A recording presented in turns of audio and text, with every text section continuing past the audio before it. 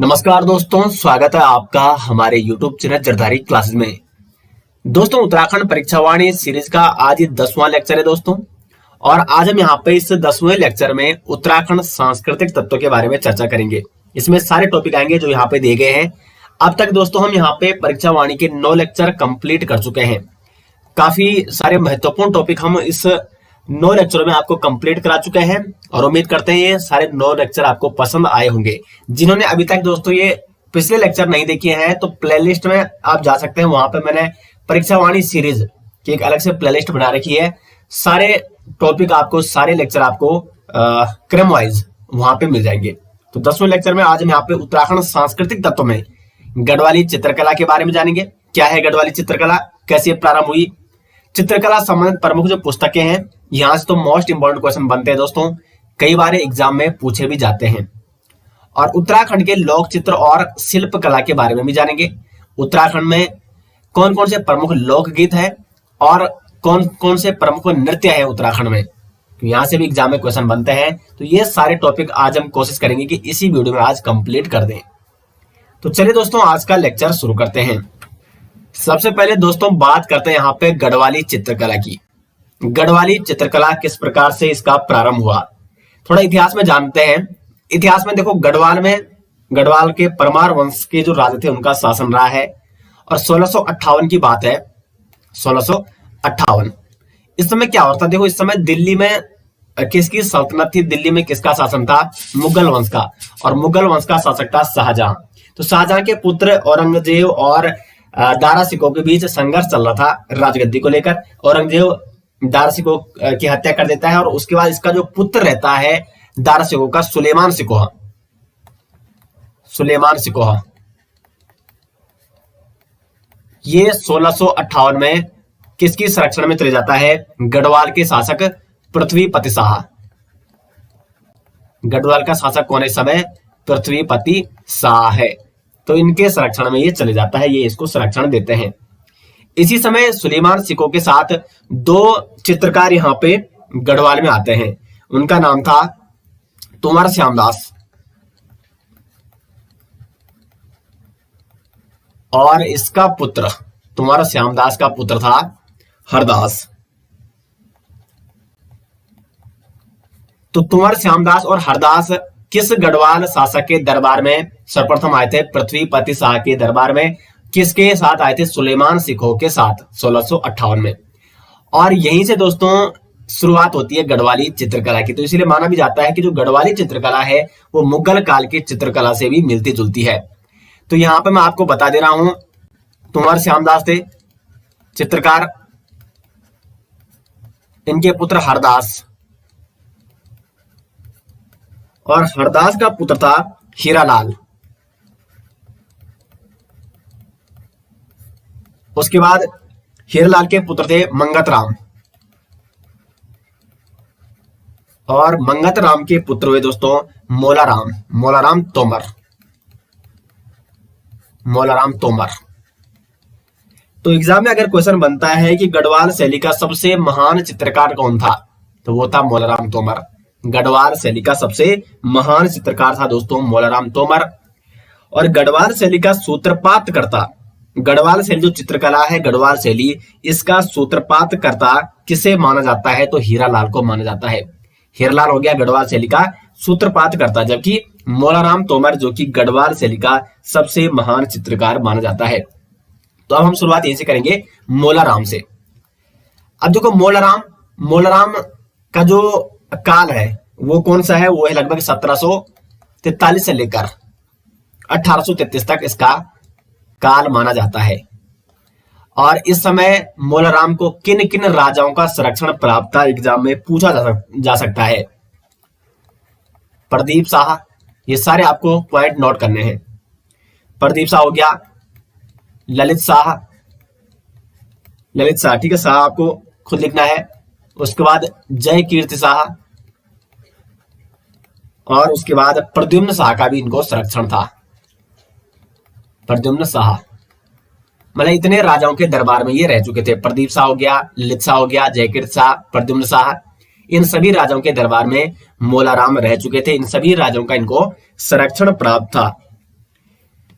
अगर हम बात करें मोलाराम की प्रमुख चित्रों की तो चंद्रमुखी हो गया, मयंकमुखी हो गया, नायिका, दंपति। दंपति में इन्होंने प्रद्युम्न शाह और प्रद्युम्न शाह की रानी का चित्र बनाया था। उत्कंठिता, ये इनके कुछ प्रमुख चित्र हैं, प्रमुख पेंटिंग्स हैं, प्रमुख चित्रकला है मोलाराम की। और मोलाराम एक लेखक भी थे, तो इन्होंने कुछ पुस्तकें लिखी है जिससे काफी मदद मिलती है गढ़वाल के परमार वंश को जानने में। गढ़वाल वंश का जो परमार वंश है, इसके इतिहास का स्रोत है मोलाराम की प्रमुख पुस्तकें। कौन कौन सी पुस्तकें हैं मोलाराम की? गढ़राज वंश काव्य, गढ़गीता संग्राम ये एक नाटक है, मंथन सागर, गढ़वाल विध्वंस मूल गणिका नाटक।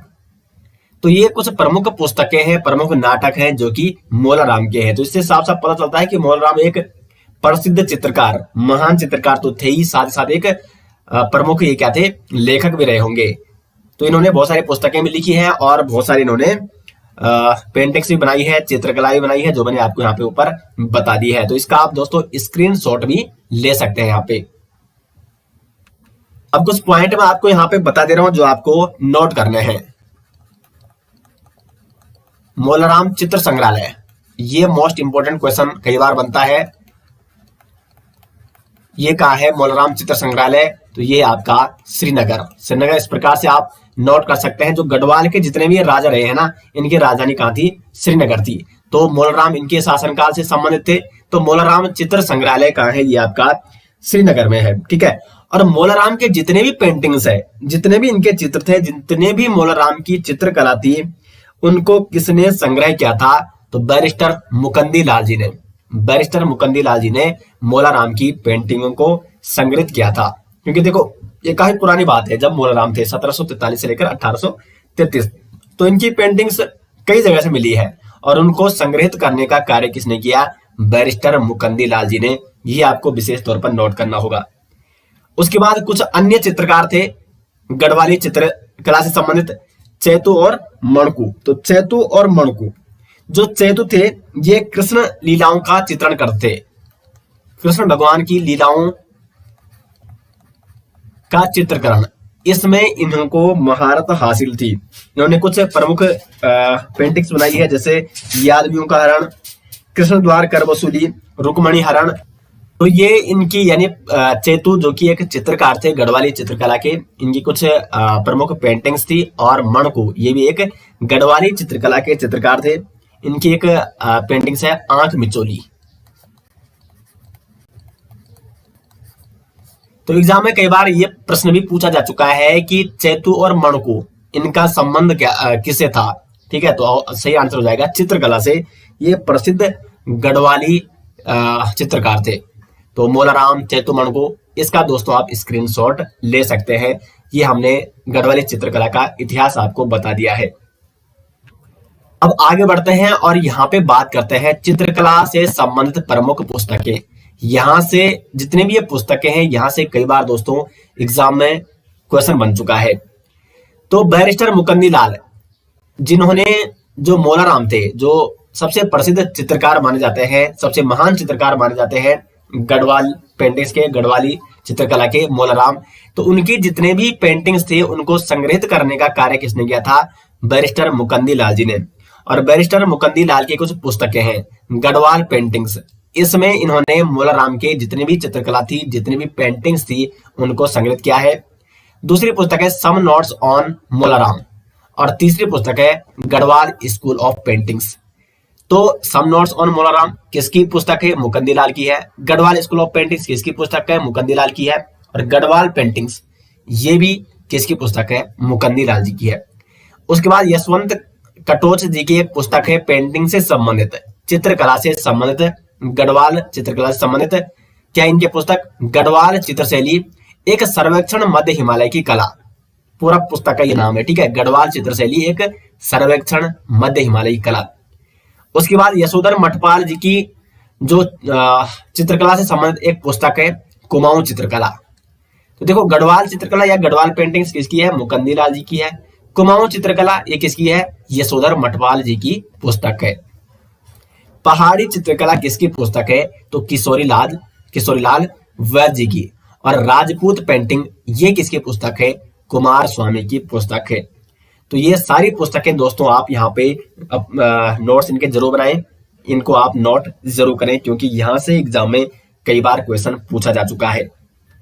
अब आगे बढ़ते हैं दोस्तों, और यहाँ पे चर्चा करते हैं उत्तराखंड के लोक चित्र और शिल्पकला की। दोस्तों आपको ये सीरीज कैसी लग रही है आपको कमेंट बॉक्स में जरूर बताना है, और कमेंट आपको जरूर करना है। और अगर आपको वीडियो पसंद आती है तो वीडियो को लाइक और शेयर जरूर करें। तो देखो उत्तराखंड के लोक चित्र और शिल्पकला, लोक चित्र के बारे में पहले बात कर लेते हैं। तो कौन कौन से प्रमुख लोक चित्र है यहाँ पे उत्तराखंड में। ऐपण, ये सबसे ज्यादा पूछा जाता है एग्जाम में कि ऐपण क्या है। तो ऐपण क्या है, एक पेंटिंग है, एक लोक चित्र है उत्तराखंड में जो कि काफी प्रसिद्ध है। ऐपण को छिपण भी कहा जाता है, ठीक है, छिपण या ऐपण।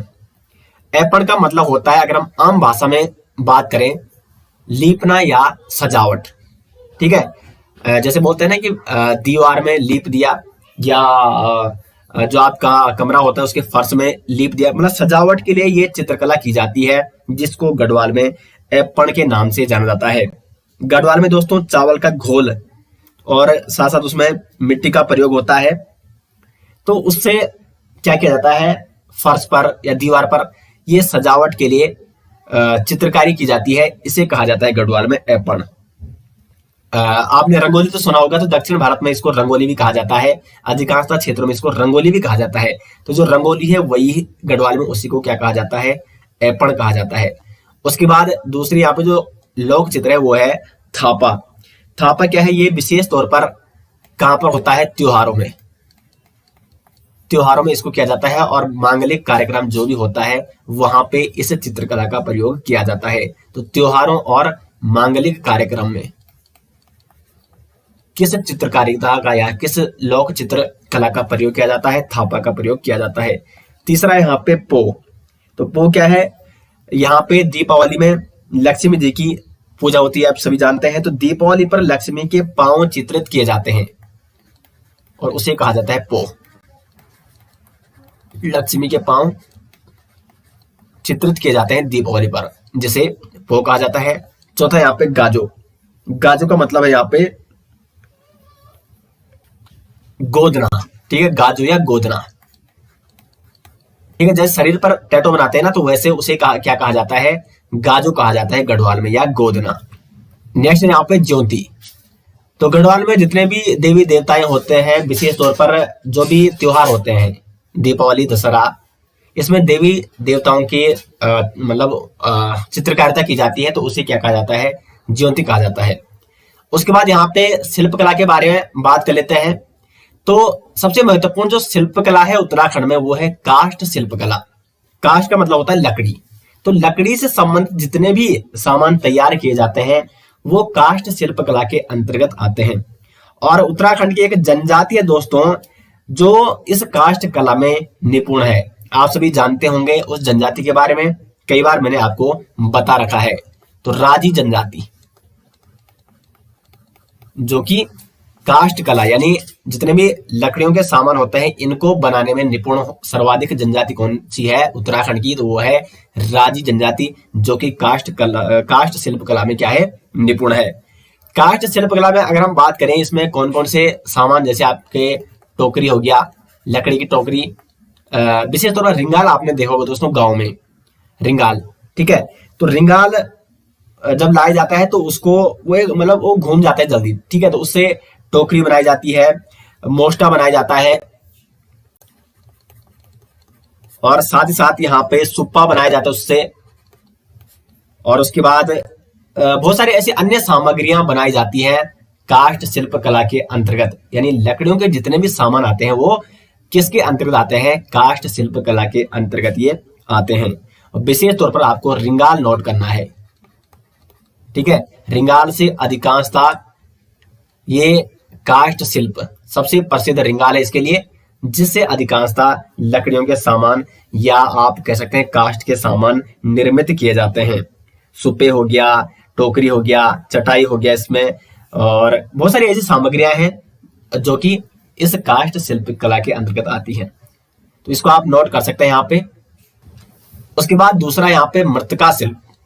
मृत्तिका शिल्प, मृत्तिका का मतलब है मिट्टी, तो मिट्टी के जितने भी सामग्रियां बनाई जाती हैं, मिट्टी से भी बहुत सारी सामग्रियां बनाई जाती है, जैसे घड़े हो गया, ये मिट्टी से ही बनाए जाते हैं। पहले कुछ आपने देखा होगा गांव में कुछ बर्तन पहले चूने के ही बने होते थे, ठीक है, उसमें दही रखी जाती जो कि काफी उसमें अच्छी तरीके से दही जमा करती थी। तो ये सारे मृत्तिका शिल्प के अंतर्गत आते हैं। तो मिट्टी से निर्मित जितनी भी सामग्रियां हैं वो मृत्तिका शिल्प के अंतर्गत आती हैं। उसके बाद यहाँ पे तीसरा है मूर्ति शिल्प, ठीक है, कुछ देवी देवताओं के जो मूर्तियां हैं वो मृत्तिका शिल्प के द्वारा ही बनाई जाती है, ठीक है। तीसरा यहाँ पे मूर्ति शिल्प है। तो जितनी भी मूर्तियां हैं, जैसे अगर हम बात करें कुछ प्रमुख मूर्तियों की उत्तराखंड में, तो विष्णु की जो देवलगढ़ मूर्ति है 11वीं शताब्दी की ये मूर्ति मानी जाती है। तो ये मूर्ति शिल्प कला का एक उत्तम उदाहरण है। उसके बाद विष्णु वामन मूर्ति, यहाँ पे मैं लिख के दे रहा हूं आपको, ये आपको नोट करना है ये कहां से प्राप्त हुई है, ठीक है। विष्णु वामन मूर्ति ये दोस्तों प्राप्त हुई है काशीपुर से, आ सकता है एग्जाम में। काशीपुर का है, उधम सिंह नगर में है। मूर्ति शिल्प कला का, उत्तराखंड की मूर्ति शिल्प कला का एक उत्तम उदाहरण है। दूसरा यहाँ पे ब्रह्मा की मूर्ति, ब्रह्मा की मूर्ति ये कहां से प्राप्त हुई, तो ये द्वारहाट अल्मोड़ा से प्राप्त हुई। ब्रह्मा की मूर्ति प्राप्त हुई द्वारहाट अल्मोड़ा से। उसके बाद भगवान शिव की नृत्य करते हुए मूर्ति प्राप्त हुई है जागेश्वर के नटराज मंदिर से, उत्तम उदाहरण है मूर्ति कला का। द्वारहाट की सूर्य मूर्ति ये भी एक उत्तम उदाहरण है मूर्ति शिल्प कला का। तो ये कुछ प्रमुख शिल्प कलाएं हैं उत्तराखंड में। चौथा यहाँ पे चर्म शिल्प, चर्म का मतलब होता है चमड़ा, ठीक है। तो चमड़े का कार्य करने वाले जो भी क्या होते हैं कारीगर होते हैं या जो भी इस कार्य को करते, वो भी अनेक सामग्रियां बनाते थे चमड़े से। और उसके बाद धातु शिल्प, तो धातु जैसा लोहा हो गया, लोहार आपने सुना होगा, तरह तरह के हथियार लोहे से बनते हैं। तो ये सारा किसके अंतर्गत आता है, धातु शिल्प के अंतर्गत आता है। धातु शिल्प में दो वो आते हैं, ठीक है, तांबे और लोहा, ठीक है, तांबे की सामग्री और लोहे की सामग्री। तो तांबे के कार्य में जो अग्रणी थे उसको टमटा समुदाय कहा जाता है, जबकि लोहे के कार्य में जो अग्रणी थे उनको क्या कहा जाता है, आगरी कहा जाता है। आगरी और टमटा समुदाय। और वैसे लोहे के कार्य में जो अग्रणी रहते हैं उनको अभी भी गांव में लोहार भी कहा जाता है, जो लोहे के कार्य करते हैं और तरह तरह की ये सामग्रियां बनाते हैं दोस्तों लोहे से। तो काफी उत्तम उदाहरण देखने को मिलते हैं उत्तराखंड में लोक चित्रकला के और शिल्प कला के। बहुत सारे तरह तरह के व्यक्तियों ने इसमें विशेष अपना योगदान दिया है।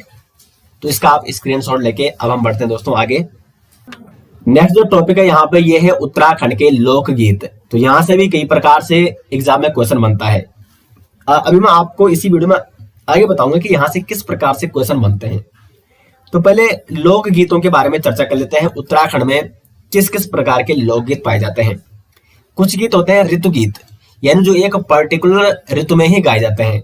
जैसे बसंत ऋतु जब प्रारंभ होती है तो फूलदेई गीत गाए जाते हैं। बसंत में आपने देखा होगा फूल खिल जाते हैं चारों ओर। आजकल मतलब कुछ समय पहले ही बसंत ऋतु प्रारंभ हुई है, हर जगह आपने देखा होगा फूल खिले हुए हैं।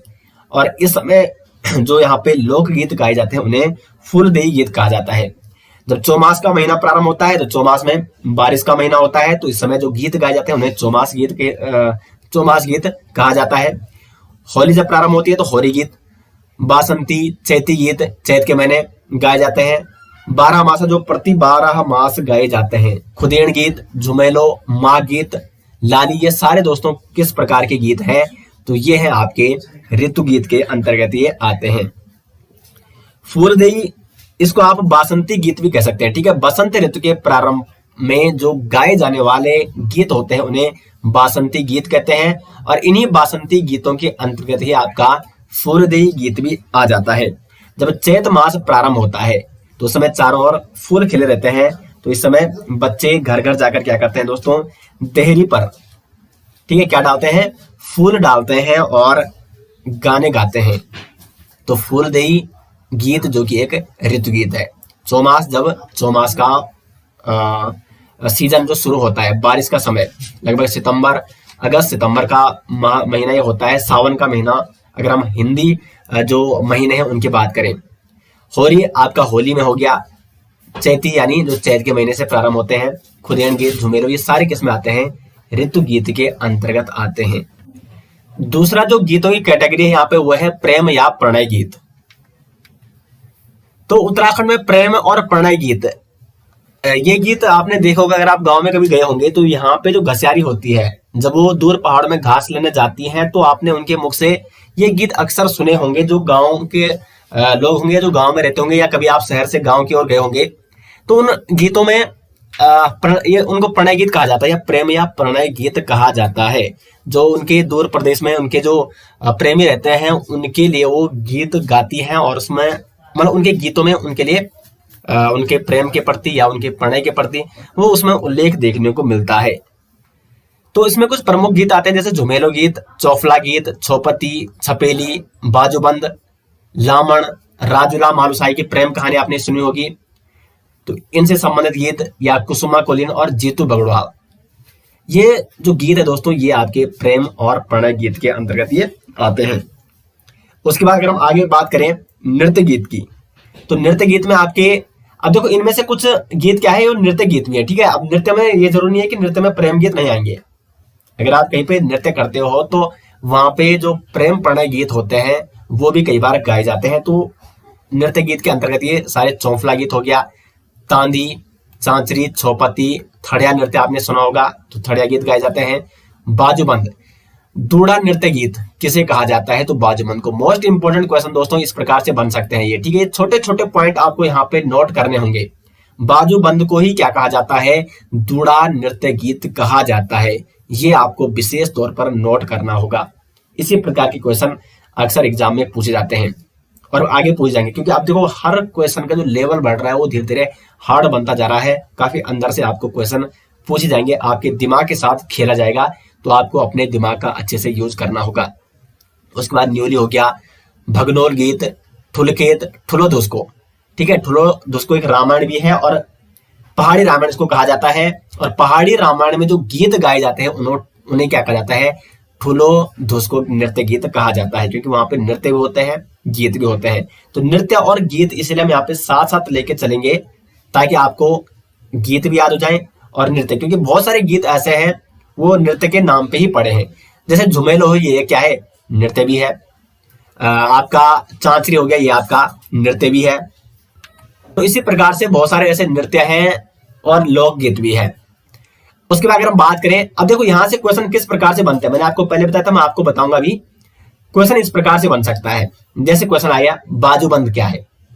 बाजूबंद एक आपका नृत्य है या एक चित्रकला है या कोई अन्य ऑप्शन आ गया, ठीक है। तो इस प्रकार से क्वेश्चन बन सकता है। या आ गया कि यहाँ पे छौपती क्या है, एक गीत है, एक त्योहार है, एक आपका चित्रकला है। या डी ऑप्शन आ गया कि ये क्या है, ये एक आभूषण है। तो इस प्रकार से क्वेश्चन बनते हैं, ठीक है। उसके बाद संस्कार गीत या मांगल गीत जिन्हें कहा जाता है। देखो हिंदू धर्म में कितने संस्कार है दोस्तों, 16 संस्कार हैं और प्रत्येक संस्कार में कुछ ना कुछ गीत गाए जाते हैं। भले ही ये गीत अब धीरे धीरे कम देखने को मिल रहे हैं, क्योंकि सभी संस्कार अब हर कोई नहीं निभाता है। तो इन संस्कारों 16 संस्कारों में जो गीत गाए जाते हैं या मांगलिक कार्यों में जो गीत गाए जाते हैं उन्हें संस्कार गीत या मांगल गीत कहा जाता है। जन्म के समय छठी हो गया, नामकरण हो गया, चूड़ाक्रम हो गया, ये सारे संस्कार है। उपनयन संस्कार, जनेऊ धारण किया जाते समय, विवाह आदि, इन सभी संस्कारों में जो भी गीत गाए जाते हैं उन्हें संस्कार गीत कहा जाता है। कि आजकल तो विवाह में सीधे डीजे का प्रयोग किया जाता है और लग जाते हैं वहां पे गढ़वाली और फिल्मी गाने जो भी लगते हैं, लेकिन पहले ऐसा नहीं होता। जब डीजे नहीं हुआ करता था, जब स्पीकर नहीं हुआ करते, तो उस समय वहां के लेडीज, वहां के जेंट्स आपस में मिलकर नृत्य करते थे, गीत गाते थे। उसके बाद आगे बढ़ेंगे तो पांचवा है धार्मिक गीत। धार्मिक गीत के अंतर्गत जागर गीत आ गए आपके। जागर में जो आपके देवी देवताएं होते हैं उनके जागर गाए जाते हैं। संध्या गीत हो गया, संध्या में जो आरती की जाती है, गीत गाए जाते हैं। प्रभात गीत यानी सुबह के टाइम। जादू टोना, रखवाली गीत, जैसे बोलते हैं ना गांव में किसी में भूत प्रेत लग गया तो उसकी रखवाली के लिए गीत गाए जाते हैं, तो उन्हें रखवाली गीत कहा जाता है। और ये सारा आपका आता है धार्मिक गीतों के अंतर्गत। उसके बाद लौकिक लोक गाथाएं, जिनको पवाड़े कहा जाता है। तीलो रौंतेली के पवाड़े आपने सुना होगा, जीतू बगड़वाल के पवाड़े, कालू भंडारी के पवाड़े, कंतुरा के पवाड़े। ठीक है, तो ये सारे किसमें आते हैं? लौकिक लोक गाथाओं के अंतर्गत ये आते हैं। उसके बाद साथों यहाँ पे मनोरंजनात्मक जो गीत होते हैं, लोकगीत है, मनोरंजनात्मक लोकगीत। लोरी, लोरी जब क्या होता है, कोई बच्चा सो रहा है तो उसको लोरी सुनाई जाती है, तो ये मनोरंजनात्मक है। ठीक है, मनोरंजन के लिए। हास्य व्यंग गीत, ये सारे मनोरंजनात्मक गीत आ गए। भांटा सांटा, ठीक है, तो इस प्रकार से भी क्वेश्चन बन सकता है कि भांटा सांटा किस प्रकार का गीत है, तो ये एक मनोरंजनात्मक गीत है। आठो यहाँ पे उपदेशात्मक गीत। तो देखो आज तो जनरली सीधे उपदेश आपने मतलब हर किसी का जो उपदेश देने का तरीका होता है अलग अलग होता है, तो पहले गीत के माध्यम से भी दिए जाते थे।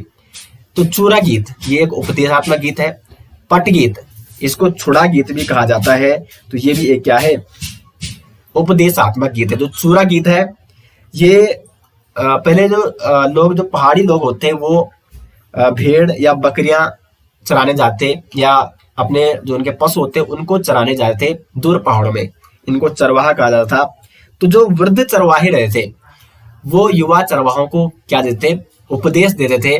और उपदेश मतलब किस प्रकार से देते, गीत सुनाकर। तो उन उपदेशात्मक गीतों को क्या कहा जाता है, चूरा गीत कहा जाता है। और पट गीत, छुड़ा गीत, ये सारे उपदेशात्मक गीत के अंतर्गत आ गए। उसके बाद नवा यहाँ पे जाति विशेष गीत, यानी जो विशेष जाति द्वारा गाए जाते हैं, कुलाचार या वृंदावली गीत। आपने अगर रामायण देखी होगी तो वहां पे जब जनक के दरबार में जो बंदीजन वृंदावली सुनाते, वृंदावली यानी बखान करना, ठीक है, अपने राजा के बारे में बखान करना, तो बंदीजन लोग इसको सुनाया करते थे। या कुछ विशेष जाति के लोग वृंदावली गीत सुनाते थे, कुलाचार गीत, ये सारे जाति विशेष गीत के अंतर्गत आते हैं। और 10वां यहाँ पे कृषि गीत, हुड़की बोल गीत। ये मोस्ट इंपोर्टेंट क्वेश्चन कई बार पूछा जा चुका है कि हुड़की बोल गीत का संबंध किस क्षेत्र से है, तो कृषि गीत। जब धान की फसल के समय ये गीत गाए जाते हैं, हुड़की बोल गीत, विशेष तौर पर जब धान की रुपाई होती है। गुड़ेल गीत, जब गुड़ाई होती है तो उस समय ये गुड़ेल गीत गाए जाते हैं। ये भी कृषि कार्य करते हुए ये सारे गीत गाए जाते हैं। ठीक है, तो गुड़ेल गीत और हुड़की बोल गीत, दोनों गीत आपको विशेष तौर पर क्या करने हैं, नोट करने हैं दोस्तों, क्योंकि ये कृषि से संबंधित गीत है। एक मैं अन्य गीत यहाँ पे लिख रहा हूं, बैर गीत। ये एक तर्क प्रधान गीत है। तर्क प्रधान का मतलब होता है तर्क करना। ठीक है, ये प्रतियोगिता स्वरूप होता है ये गीत। इसमें नृत्य का भी आयोजन किया जाता है, गीतों का आयोजन किया जाता है। 2 इसमें गायक होते हैं और वाद विवाद दोनों के बीच में होता है संगीत के माध्यम से, गीतों के माध्यम से। तो इसे कहा जाता है बैर गीत। और बैर गीत किस प्रकार का गीत है, तो ये आपका तर्क प्रधान गीत। तो इसका दोस्तों आप स्क्रीनशॉट यहाँ पे ले सकते हैं इस प्रकार से। ठीक है, अब हम आगे बढ़ते हैं और आगे चर्चा करेंगे उत्तराखंड के जितने भी प्रमुख नृत्य हैं। दोस्तों साथ साथ आपको बता दें, देखो अगर आपको जरदारी क्लासेस के डिटेल्स नोट्स पीडीएफ चाहिए तो लिंक आपको मिल जाएगा वीडियो के डिस्क्रिप्शन में, और वहां पे आपको जरदारी क्लासेस के प्रॉपर नोट्स मिल जाएंगे। वीडियो के डिस्क्रिप्शन में लिंक दिया गया है। साथ साथ आपके पास हमारा एप्लीकेशन तो होगा, उत्तराखंड का नंबर 1 एप्लीकेशन उत्तराखंड जीके। आपको प्ले स्टोर में सर्च करना है, सबसे ऊपर आ जाएगा उत्तराखंड जनरल नॉलेज के नाम से एसजे ग्रुप का ऐप। 1 लाख प्लस अभ्यर्थी उसको डाउनलोड कर चुके हैं, तो उससे आप बिल्कुल निःशुल्क नोट्स तैयार कर सकते हैं। निःशुल्क नोट्स उसमें आपको प्रोवाइड किए गए हैं। अब दोस्तों हम आगे बढ़ते हैं और आगे यहाँ पे चर्चा करते हैं उत्तराखंड के प्रमुख नृत्यों के बारे में। बहुत सारे नृत्य हैं यहाँ पे उत्तराखंड में, तो जो भी महत्वपूर्ण नृत्य हैं और प्रत्येक नृत्य के बारे में जो भी महत्वपूर्ण फैक्ट होंगे एग्जाम के व्यू पॉइंट से, सारी डिटेल्स में आपको यहाँ पे बताने वाला हूँ। तो देखो यहाँ पे पहले हम गढ़वाल के प्रमुख नृत्यों के बारे में चर्चा करेंगे, उसके बाद कुमाऊं के प्रमुख नृत्यों के बारे में चर्चा करेंगे। सबसे पहला आता है यहाँ पे थड़िया नृत्य। थड़िया नृत्य ये गढ़वाल का एक विशेष नृत्य है दोस्तों, थड़िया नृत्य। और जो विवाहित लड़कियां होती है, नई नई जो विवाहित लड़कियां होती हैं, ये पहली बार जो मायके आती हैं, ठीक है, विवाहित लड़कियां जब पहली बार आती है मायके, तब ये जैसे सपोज माना क्या हो गया, 2-3 जो ये विवाहित महिलाएं हैं, इनका विवाह हो गया नया नया, तो वो आएंगी जब मायके, तो एक साथ आपस में मिलेंगे और ऐसे गोले में क्या करेंगे, नृत्य करेंगे आंगन या चौक पर, या 4-5 जो भी है, ठीक है। तो इस प्रकार से ये नृत्य किया जाता है विवाहित महिलाओं के द्वारा, जो नई नई विवाहित लड़कियां होती हैं। और ये आपका बिखोती से लेकर फाल्गुन चैत बैसाख इन महीनों में विशेष तौर पर किया जाता है, और थड़िया गीत गाकर ही थड़िया नृत्य किया जाता है। तो विवाहित लड़कियों द्वारा किया जाने वाला नृत्य थड़िया नृत्य, जो नई नई विवाहित लड़कियां होती हैं, और ये कहाँ किया जाता है, जब वो मायके आती हैं, पहली बार मिलती हैं, तो ये इस प्रकार का नृत्य करती हैं। दूसरा है सरों नृत्य। सरों नृत्य, सरों से आप सूर्य याद कर सकते हैं, ठीक है। सरों का मतलब क्या होता है, सरों में आप मतलब देखो यहां से सूर्य शब्द आप निकालो, सूर्य, और सूर्य का मतलब होता है युद्ध। जब कोई युद्ध लड़ता है तो उसको सूर्य प्राप्त होता है। तो युद्ध से संबंधित, युद्ध शैली का नृत्य, युद्ध शैली का नृत्य है ये। एग्जाम में पूछा जाता है कि बताइए निम्न में से कौन सा जो नृत्य वो युद्ध शैली का नृत्य है, तो वो है आपका सरों नृत्य।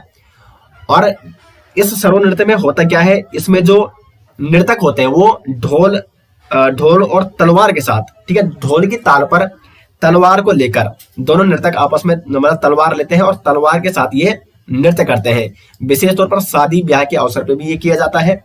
और इसमें सबसे बड़ी बात क्या है कि जो भोटिया जनजाति के लोग हैं, भोटिया जनजाति में इसी शैली के नृत्य को, यानी जो ये युद्ध शैली का नृत्य होता है, जिसको गढ़वाल में सरों नृत्य कहा गया है, भोटिया जनजाति में इसको क्या कहा जाता है, इसको कहा जाता है पोणा नृत्य। जबकि अगर हम बात करें कुमाऊं में, तो कुमाऊं में इसी सरों नृत्य को दोस्तों क्या कहा जाता है, छोलिया नृत्य कहा जाता है। तो जो ये छोलिया नृत्य है ना, ये और सरों नृत्य ये एक ही नृत्य है, दोनों क्या है, ये युद्ध शैली के नृत्य है। लेकिन अंतर इस बात का है कि गढ़वाली में इसी युद्ध शैली के नृत्य को कहा गया है सरों नृत्य, और कुमाऊं में इसी युद्ध शैली के नृत्य को कहा गया है छोलिया नृत्य। दोनों नृत्य हाथों में तलवार लेकर ये किए जाते हैं। तो सरों नृत्य और छोलिया नृत्य जो कि युद्ध शैली के नृत्य है। उसके बाद तीसरा नृत्य यहाँ पे हारुल नृत्य। हारुल ये विशेष तौर पर किसका नृत्य है, तो ये है जोनसारी जनजाति का, जोनसारी जनजाति का प्रसिद्ध नृत्य है आपका हारुल नृत्य। और इस नृत्य में विशेष तौर पर एक वाद्य यंत्र का प्रयोग किया जाता है, जिसका नाम क्या है यहाँ पे, रणसिंघा, या इसको क्या कहा जाता है, रमतुल्ला भी कहा जाता है। तो रणसिंघा या रमतुल्ला का प्रयोग विशेष तौर पर किस नृत्य में किया जाता है, हारुल नृत्य में किया जाता है, जो कि जोनसारी जनजाति का एक प्रसिद्ध नृत्य है। देखो दोस्तों, यहाँ पे वीडियो के साथ साथ आपको नोट्स भी बनाने हैं, और आप वीडियो को देखो एक बार आप सुन लीजिए, ठीक है। उसके बाद वीडियो को पॉज करके आप उसका स्क्रीनशॉट लेके या उसके नोट्स भी बना सकते हैं। तो अनिवार्य रूप से इसमें रणसिंघा या रमतुल्ला बजाया जाता है हारुल नृत्य में, जोनसारी जनजाति का एक प्रसिद्ध नृत्य है। चौथा यहाँ पे तांदी नृत्य, ये भी विशेष तौर पर जोनसारी जनजाति का ही एक प्रमुख नृत्य है, तांदी नृत्य। पांचों यहाँ पे लांगवीर नृत्य। इसमें क्या होता है, ये विशेष तौर पर पुरुषों द्वारा किया जाता है, और इसमें पुरुष क्या करता है, बांस के डंडे पर, बांस के डंडे को लांग भी कहा जाता है, ठीक है। तो ऐसे एक डंडा रहता है और इसके ऊपर पेट के बल घूमता है, या पेट के बल इसके शिखर पर संतुलन बनाकर क्या करते हैं, पुरुष नृत्य करते हैं, ठीक है। तो कुल मिला के बांस के डंडे के ऊपर संतुलन बना के लांगवीर नृत्य किया जाता है, और ढोल नगाड़ों पर भी ये नृत्य किया जाता है। छठा यहाँ पे चौफला नृत्य, ये एक श्रृंगार प्रधान नृत्य है, श्रृंगार प्रधान, यानी इस पर श्रृंगारों का विशेष ध्यान दिया जाता है, श्रृंगार पहनकर ये नृत्य किया जाता है। और इसमें स्त्री पुरुष दोनों पार्टिसिपेट करते हैं, दोनों अलग अलग टोली बनाते हैं, या समूह में भी इस नृत्य को किया जाता है। और इस नृत्य में किसी भी प्रकार का वाद्य यंत्र का प्रयोग नहीं किया जाता है। इसमें जैसे खुद गाने गाए जाते हैं, ताली और फिर पैरों की थाप, इन पर ये नृत्य किया जाता है, चौफला नृत्य, ठीक है। अब तो मतलब पैरों की जो पाजेब होती हैं उसकी ध्वनि से लेकर हाथों की ताल से लेकर और गाना गाया जाता है, तो उस प्रकार से चौफला नृत्य किया जाता है। तो इसलिए इसमें किसी विशेष वाद्य यंत्र की आवश्यकता नहीं होती थी। समूह में ये नृत्य किया जाता है, एक सामूहिक नृत्य है, और इसको श्रृंगार प्रधान नृत्य इसलिए कहा जाता है क्योंकि इसमें विशेष तौर पर श्रृंगार की आवश्यकता होती है, आभूषणों की आवश्यकता होती है। एक मोस्ट इंपोर्टेंट क्वेश्चन दोस्तों इस चौफला नृत्य से पूछा जाता है, उत्तराखंड का कौन सा ऐसा नृत्य है जो बिहू और गरबा श्रेणी का नृत्य है? बिहू और गरबा। आपने गुजरात का गरबा नृत्य देखा होगा, उसमें भी क्या है, ताली बजाई जाती है। और बिहू ये असम का नृत्य है। तो असम के बिहू और गुजरात के गरबा नृत्य, इस श्रेणी का नृत्य कौन है उत्तराखंड में? तो वो है चौफला नृत्य। मोस्ट इंपोर्टेंट क्वेश्चन ये एग्जाम में बनता है और आगे भी बन सकता है, तो इसलिए आपको ये नोट करना है। सातवां यहाँ पे झुमेला नृत्य, ये भी नवविवाहित महिलाओं द्वारा मायके आने पर किया जाता है।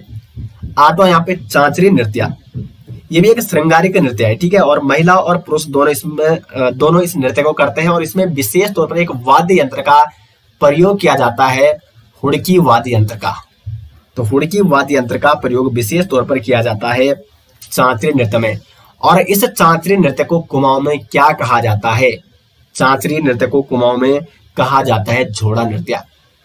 तो जिस प्रकार कुमाऊं का झोड़ा नृत्य है, उसी के समकक्ष गढ़वाल में कौन सा नृत्य है? तो चांचरी नृत्य। और जिस प्रकार गढ़वाल का सरोन नृत्य था युद्ध शैली का नृत्य, उसी प्रकार कुमाऊं का छोलिया नृत्य है युद्ध शैली का नृत्य। तो ये दोनों विशेष तौर पर आपको नोट करने हैं, इस प्रकार से भी एग्जाम में क्वेश्चन बन सकता है। उसके बाद यहाँ पे नवा जो नृत्य आता है छौपती नृत्य, ये प्रेम भावना युक्त नृत्य है और इसमें छौपती गीत गाए जाते हैं। छौपती गीत प्रेम प्रणय गीत है और उन गीतों के साथ साथ छौपती नृत्य किया जाता है। 10वां यहाँ पे घुघती नृत्य, जो छोटे बालक बालिकाएं होती हैं ये इस नृत्य को करती हैं, घुघती नृत्य इसको कहा जाता है। 11वां यहाँ पे भेला नृत्य, आपने देखा होगा गढ़वाल में और गढ़वाल के अधिकांश हिस्सों में ये भेला खेला जाता है दीपावली के अवसर पर, ठीक है। ऐसे उसको घुमाया जाता है, तो इसे कहा जाता है भेला नृत्य। ये भेला किसका बना होता है, ये क्वेश्चन आ सकता है। तो चीड़ का बना रहता है ये चीड़, ठीक है। तो चीड़ का भेला बनाया जाता है दीपावली के अवसर पर, इस पर आग लगाई जाती है और उसको घुमाया जाता है और नृत्य किया जाता है, तो इसे कहा जाता है भेला नृत्य। और भेला नृत्य कब किया जाता है? तो दीपावली के अवसर पर ये भेला जलाकर भेला नृत्य किया जाता है। 12वां यहाँ पे रणभूत नृत्य। रणभूत नृत्य क्या होता है? ये विशेषकर जो रणभूमि में मारे गए लोग हैं, रणभूमि में जो मारे गए लोग हैं उनका वो जब वीरगति को प्राप्त होते हैं तो बहुत सारे व्यक्ति ऐसा माना जाता है कि वो देवी देवता बन जाते हैं, तो देवताओं के समान उनकी पूजा की जाती है और उनकी आत्मा को शांति हेतु ये रणभूत नृत्य किए जाते हैं। तो ये 12 नृत्य हैं दोस्तों, प्रसिद्ध नृत्य हैं गढ़वाल के। उसके बाद कुमाऊं के अगर हम नृत्यों की बात करें तो मैंने आपको छोलिया नृत्य पहले ही बता दिया है, ये आपका युद्ध शैली का नृत्य है छोलिया नृत्य। और कुमाऊं में इसको छोलिया नृत्य कहा जाता है, गढ़वाल में इसको सरोन नृत्य कहा जाता है। इसमें भी ढाल और तलवार के साथ क्या किया जाता है? नृत्य किया जाता है। उसके बाद अगर हम बात करें भगनोल नृत्य की, तो जो भगनोल नृत्य है ये विशेष तौर पर मेलों में आयोजित किया जाता है। उत्तरायणी मेले में विशेष तौर पर यह भगनोल नृत्य आयोजित किया जाता है और इसमें हुड़का और नगाड़ा प्रमुख वाद्य यंत्र बजाए जाते हैं। उसके बाद झोड़ा नृत्य है, जिस प्रकार गढ़वाल का चांचरी नृत्य है उस प्रकार कुमाऊं का झोड़ा नृत्य है। ये भी क्या है? श्रृंगार प्रधान नृत्य है और इसमें झोड़ा गीत गाकर क्या करते हैं? झोड़ा नृत्य को किया जाता है। उसके बाद है ढुसका नृत्य। ये नृत्य विशेष तौर पर दोस्तों कुमाऊं की मुनस्यार घाटी और जो जोहार घाटी है, जोहार घाटी और मुनस्यारी जो घाटी है पिथौरागढ़ में, कुमाऊं की पिथौरागढ़ में, वहां पर इस नृत्य को किया जाता है ढुसका नृत्य को। 5वां यहाँ पे मुखोटा नृत्य, ये भी आपका जो पिथौरागढ़ की सोर घाटी है कुमाऊं की, वहां पे हिल यात्रा होती है। हिल यात्रा के बारे में आपको कई बार बता रखा है, जो हमारी डिस्ट्रिक्ट सीरीज है। तो हिल यात्रा में इस प्रकार के नृत्य देखने को मिलते हैं। जो यहाँ पे अदाकार होते हैं, जो कुल मिला के क्या करते हैं? रोल करते हैं, वो मुखोटा पहनते हैं मुख पर। और इसमें जो इसे हिल यात्रा में लखिया भूत एक विशेष आकर्षण का केंद्र माना जाता है, लखिया भूत। तो कुल मिला के वो मुख में क्या पहनते हैं? मुखोटा पहनते हैं और नृत्य करते हैं, तो इसको मुखोटा नृत्य के नाम से जाना जाता है। ये हिल यात्रा में विशेष तौर पर किया जाता है कुमाऊं में, पिथौरागढ़ में। 6वां हिरण चित्तल नृत्य, तो इसमें ये भी हिल यात्रा में होता है, हिरण का मुखोटा पहनकर हिरण चित्तल नृत्य इसको कहा जाता है। 8वें पर्व के दौरान ये विशेष तौर पर हिरण चित्तल नृत्य किया जाता है। और 8वां है चंफुली नृत्य। तो ये नृत्य है उत्तराखंड के प्रमुख नृत्य। अब यहाँ से क्वेश्चन किस प्रकार से बनता है, तो यहाँ से क्वेश्चन बन सकता है, जैसे मैंने आपको कह दिया कि कौन सा नृत्य इनमें से युद्ध शैली का नृत्य है, तो आपके दिमाग में दो नृत्य, सरव नृत्य और आपका छोलिया नृत्य, ये दोनों जरूर आने चाहिए। क्वेश्चन बन सकता है कि कुमाऊं का झोड़ा नृत्य गढ़वाल के किस नृत्य के समान माना जाता है, तो गढ़वाल के चांचरी नृत्य के समान। या क्वेश्चन आ सकता है कि दीपावली में गढ़वाल में कौन सा नृत्य किया जाता है, भेला नृत्य किया जाता है। तो ये सारे जौन सारी जनजाति का प्रसिद्ध नृत्य है हारो नृत्य, जिसमें किसका प्रयोग किया जाता है, रणसिंघा या रमतुल्ला का प्रयोग किया जाता है। सारी समारोह में भी आपने देखा होगा रणसिंघा का प्रयोग भी किया जाता है। तो इस प्रकार से दोस्तों हमने यहाँ पे आज बहुत सारे टॉपिक चर्चा कर लिए हैं और शायद वीडियो भी काफी लंबी बन गई होगी और आप लोग थक भी गए होंगे। कोई बात नहीं, अच्छे से इसके नोट्स तैयार कीजिए और इसका आप स्क्रीनशॉट ले सकते हैं। तो आज हमने कौन कौन से टॉपिक यहाँ पे कवर किए, हमने लोक चित्र कला देखी उत्तराखंड की, शिल्प कला देखी उत्तराखंड की, प्रमुख चित्रकार, प्रमुख पुस्तकें पेंटिंग से संबंधित, और उसके बाद हमने यहाँ पे लोकगीत और उत्तराखंड के प्रमुख नृत्य, इनके बारे में चर्चा की। और हमारा जो नेक्स्ट टॉपिक होगा उसमें हम यहाँ पे उत्तराखंड के प्रमुख जितने भी मेले हैं, जितने भी यात्राएं हैं और प्रमुख आभूषण, Uttarakhand cinema, Garhwali film, Kumaoni film, इनके बारे में आगे अभी चर्चा करने वाले हैं। तो उम्मीद करते हैं दोस्तों आपको इस सीरीज पसंद आ रही है। सीरीज आपको कैसी लग रही है कमेंट बॉक्स में आप जरूर अपनी राय देते रहें और आप जुड़े रहें इस सीरीज के साथ। काफी डिटेल्स में आपको परीक्षावाणी सीरीज कवर कराई जा रही है ताकि आपका कहीं से भी प्रश्न न छूट सके। तो मिलते हैं दोस्तों नेक्स्ट, तब तक के लिए धन्यवाद।